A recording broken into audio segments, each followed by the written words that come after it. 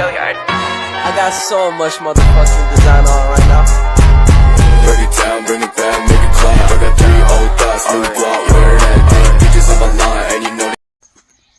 Assalamualaikum warahmatullahi wabarakatuh. Saya Widya Maidasari dengan NPM 5021098 kelas 4 CPGSD, mata kuliah Telaah Kurikulum, dosen pengampu Ibu Cahya Dwiandita, Magister Pendidikan.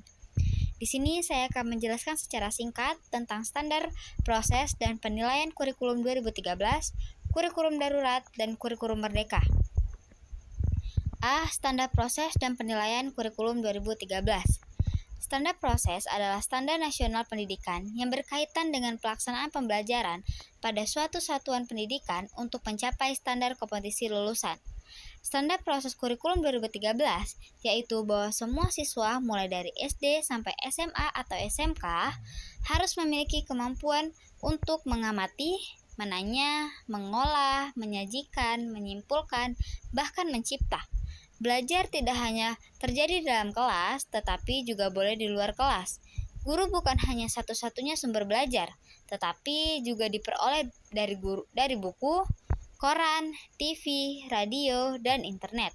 Sikap atau attitude tidak diajarkan secara verbal, tetapi siswa akan lebih banyak melihat apa yang dicontohkan oleh guru dengan memberikan suri tauladan yang baik. Standar penilaian pendidikan merupakan kriteria mengenai lingkup, tujuan, manfaat, prinsip, mekanisme, prosedur, dan instrumen penilaian hasil belajar peserta didik yang digunakan sebagai dasar penilaian hasil belajar peserta didik pada pendidikan dasar dan menengah. Standar proses dan penilaian kurikulum darurat. Berdasarkan putusan Menteri Pendidikan dan Kebudayaan Nomor 719 Tahun 2020 tentang pedoman pelaksanaan kurikulum pada satuan pendidikan dalam kondisi khusus. Tujuan dikeluarkannya putusan Menteri tentang kurikulum darurat adalah memberikan fleksibilitas bagi satuan pendidikan untuk menentukan kurikulum yang sesuai bagi peserta didik. Aturan dalam penerapan kurikulum darurat adalah setiap sekolah yang berada pada kondisi khusus dibebaskan untuk menyederhanakan kurikulum sendiri. Kondisi khusus adalah suatu keadaan bencana yang ditetapkan oleh pemerintah pusat atau pemerintah daerah. Suatu pendidikan pada kondisi khusus dapat melaksanakan kurikulum dengan tetap mengacu pada kurikulum nasional, menggunakan kurikulum darurat yang melakukan penyederhanaan kurikulum secara mandiri. Maksud dari penerapan kurikulum darurat agar kegiatan pembelajaran tetap terlaksana meskipun dalam kondisi pandemi dengan berbagai kendala yang menyertai. Standar proses dan penilaian kurikulum merdeka. Standar proses adalah kriteria minimal proses pembelajaran berdasarkan jalur jenjang dan jenis pendidikan untuk mencapai standar kompetensi lulusan. Standar proses digunakan sebagai pedoman dalam melaksanakan proses pembelajaran.